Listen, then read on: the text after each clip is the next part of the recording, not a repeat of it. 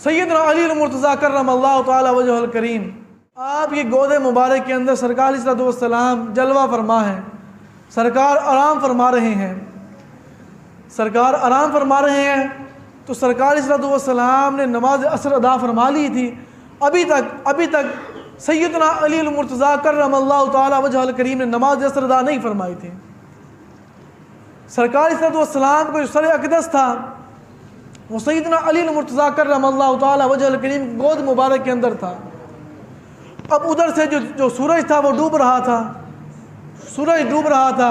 سیدنا علی المرتضیٰ کو اپنی نماز کی تھی کہ ابھی نماز میری قضا ہو رہی ہے، محبوب نے تو نماز ادا کر لی ہے، اگر میں سرکار کو اٹھاؤں، سرکار کو بیدار کروں تو ان کی نیند کے اندر خلل آ جائے گا، ان کی نیند کے اندر خلل آ جائے گا۔ میں یہ نہیں چاہتا کہ محبوب کی نیند کے اندر خلل آئے، میں یہ نہیں چاہتا۔ اب جب جو سورج تھا یہ ڈوبنے کو تھا، ڈوبنے کے قریب آ گیا، سیدنا علی المرتضیٰ کرم اللہ تعالی وجہ الکریم کی آنکھوں سے آنسو جاری ہو گئے۔ جب آنسو جاری ہوئے نا، سرکار علیہ الصلوۃ والسلام کے چہرے مبارک پر پڑے۔ جب سرکار کے چہرے پر پڑے تو سرکار کی آنکھ کھل گئی۔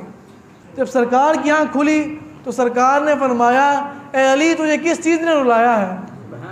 ورد کرتے کہ حضور آپ نے تو نماز ادا فرما لی ہے، لیکن ابھی تک میں نے نماز عصر کو ادا نہیں کیا تھا، میں نے ابھی نماز عصر ادا نہیں کی تھی۔ تو سرکار نے فرمایا، علی تو اس وجہ سے پریشان ہے؟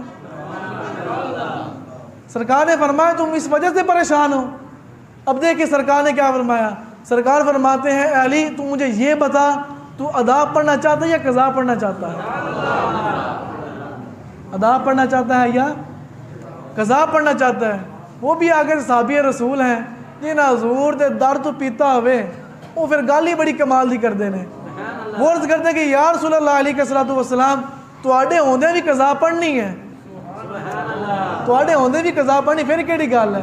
پھر سرکار نے اپنے پیارے پیارے گورے گورے ہاتھ سے اشارہ کیا، جو سورج تھا وہ اپنے الٹے پاؤں پلٹا، الٹے پاؤں پلٹا۔ سرکار نے فرمایا لے اور اثر پڑھ لے۔